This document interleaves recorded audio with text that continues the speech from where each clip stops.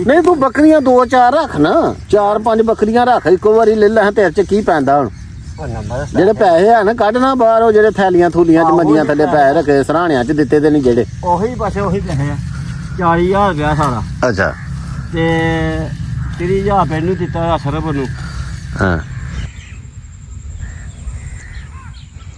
अस्सलामुअलैकुम। आज का ब्लॉग करते हैं जी शुरू।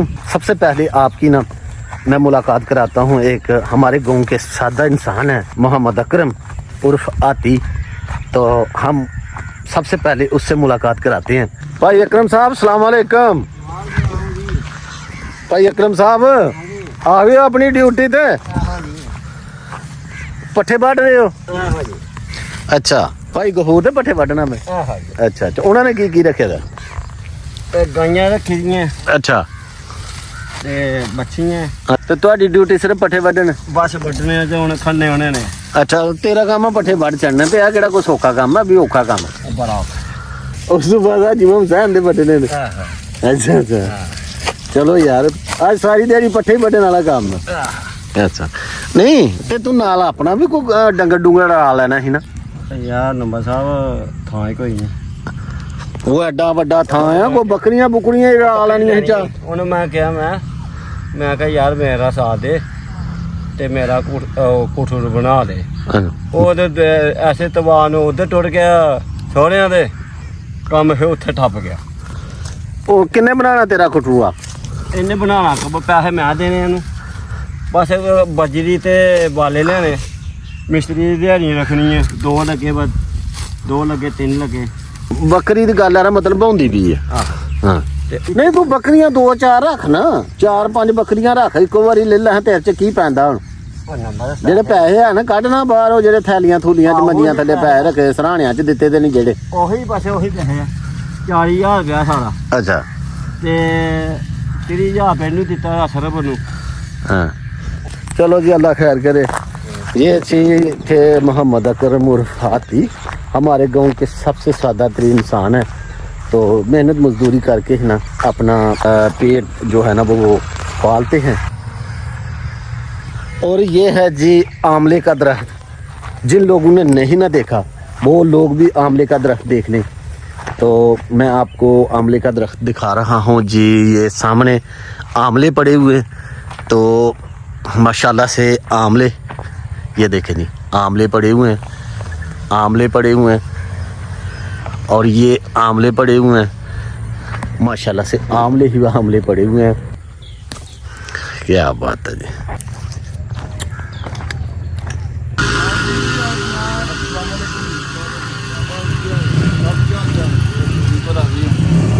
अस्सलाम वालेकुम।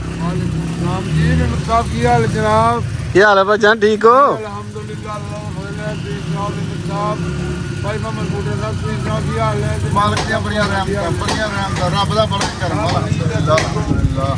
लंबरदार प्रोजेक्ट भी देखिए माशाल्लाह ਜਿਹੜਾ ਬਣਾ ਬਣੂ ਰਹੇ ਨੇ।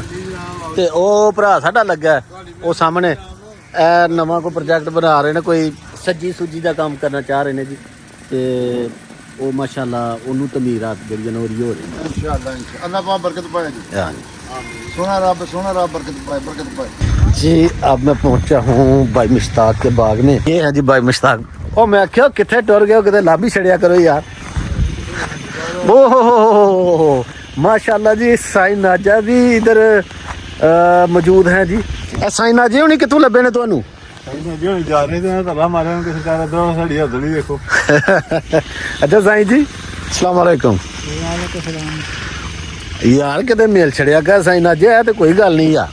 मेरे से आज मुलाकात हो गई है। रब जिल मिलाना चाहता तो मिला ही छड़ता है। आओ यार हवाले रब दे मेले 4 दिन जिस दिन ईद मुबारक हो उस दिन फिर मिलांगे। ओ भाई मेरे निके निके न्याणे नहीं अजे आज मेल होई गई ना। मेरी गल सुन अजे ना मिला सानू, अजे निके निके न्याणे नहीं साडे ओ पाल लैंदे। की गल है तुहाडी यार दल नूं? चलो जी ਤੁਹਾਡੀ ਯਾਰ ਦਲ ਦੇਖਣੇ ਆ ਤਾਂ ਪੈ ਮਸਾਂ ਕੂਤੂ ਜਿਹੜੀਆਂ ਉਹ ਜਿਹੜੀਆਂ ਹੁੰਦੀਆਂ ਸੁੱਕਦੀਆਂ ਪਈਆਂ ਤੇ ਐਰਾ ਯਾਰ ਕੋਈ ਹੱਲ ਸੋਚੋ ਫਿਰ ਕਿ जरा जरा जरा को मैं करने में पता लाग ਯਾਰ ਅਦਰਕ ਲਾ ਕੇ ਟਰਾਈ ਕਰ ਕਿਉਂਕਿ ਮੁਨਾਫਾ ਬਖਸ਼ ਜਿਹੜਾ ਨਾ ਉਹ ਕਾਰੋਬਾਰ ਹੈ। ਹਾਂਜੀ ਇਨਸ਼ਾਅੱਲਾ ਅੱਲਾਹ ਹਰ ਕੀਤੀ ਨਹੀਂ ਹੋਣਾ।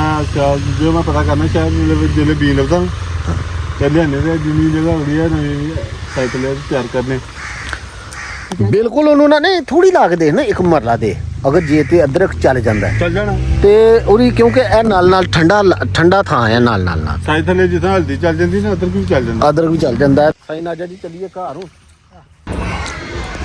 तो ये है जी हमारी गंदम हमने जो ना इस पंजाबी च कहने ਅਸੀਂ ਪੜੋਲੇ ਚ ਪਾਈ ਦੀ ਸੀ ਤੇ ਇਹ ਪੜੋਲਾ ਜਿਹੜਾ ਨਾ ਇਹਨੂੰ ਵੀ ਜਿਹੜਾ ਨਾ ਉਥੋਂ ਕੱਢ ਕੇ ਨਾ ਆਪਣੇ ਕਮਰੇ ਚ ਤੇ ਇਹਨੂੰ ਵੀ ਸੁਕਾਇਆ ਔਰ ਇਹ ਜਿਹੜੀ ਕਣਕ ਅਸੀਂ ਸੁੱਕਣੇ ਪਾਈ ਦੀ ਇਹ ਬੀਜ ਸੀ ਤੇ ਇਹ ਬੀਜ ਜਿਹੜਾ ਨਾ ਅਸੀਂ ਪਾਇਆ ਸੁੱਕਣੇ ਤੇ ਆ ਕੇ ਜਿਹੜਾ ਨਾ ਉਹ ਸੁੱਕਣੇ ਇਸ ਵਾਸਤੇ ਪਾਈ ਆ ਕਿ ਇਹ ਜਿਹੜਾ ਨਾ ਅਸੀਂ ਕਿਸੇ ਕੋਲੋਂ ਬਟਾਈ ਸੀ ਬਟਾਈ ਮਸਲਾ ਹੈ ਕਿ 6 ਮਣ ਅਸੀਂ ਦਿੱਤੀ ਤੇ 6 ਮਣ ਅਸੀਂ ਲਈ ਤੇ ਲੇਕਿਨ ਉਹ ਜਿਹੜੀ ਕਣਕ ਅਸੀਂ ਲਈ ਸੀ ਨਾ ਉਹ ਥੋੜੀ ਜਿਹੀ ਗਿੱਲੀ ਸੀ ਤੇ ਉਹ ਅੱਜ ਲੱਗਾ ਜੇ ਮਰੂੰਡੇ ਨਹੀਂ ਬਣ ਗਏ ਤੇ ਉਹ ਜਿਹੜਾ ਨਾ ਇਸ ਵਾਸਤੇ ਕਰਕੇ ਇਹਨੂੰ ਅਸੀਂ ਸੁਕਾਇਆ ਤੇ ਹੁਣ ਅਸੀਂ ਮਜ਼ੀਦ ਇਸ ਪੜੋਲੇ ਦੇ ਵਿੱਚ ਪਾਵਾਂਗੇ